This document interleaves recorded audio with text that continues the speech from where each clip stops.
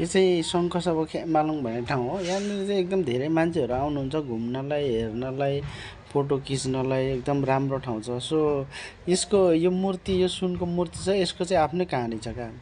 यो चाहिँ छोरी मान्छेको मूर्ति हो। एकजना पुजारी हुनुहुन्थ्यो अरे, लोरुङ राई थरको पुजारी, एकदम जान्ने। उहाँ चाहिँ के अरे त्यहाँको जनताहरूलाई चाहिँ झारफुक गर्ने, औषधिमूलो गर्नुहुन्थ्यो अरे। अलि पाको भएपछि चाहिँ छोरीहरूलाई मलाई त्यो त्यो पारीको डाँडामा, रमितेको डाँडामा पुर्याइराख्नु, अनि त्यसपछि मलाई फर्केर पनि नहेर्नु है भनेर भन्नुभएको थियो अरे। अनि त्यसपछि त्यसै गर्नुभएछ उहाँको छोरीहरूले। अनि त्यसपछि छोरीको मन हो, अब मान्नै मानेन होला। अनि के भएर फेरि छोरी चाहिँ यहाँ आएपछि यो ढुङ्गामाथि चढेर हेर्नुभएछ अरे क्या उहाँ।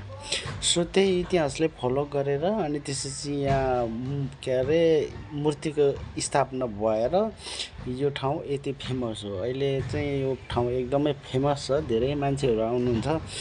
यो मूर्ति पनि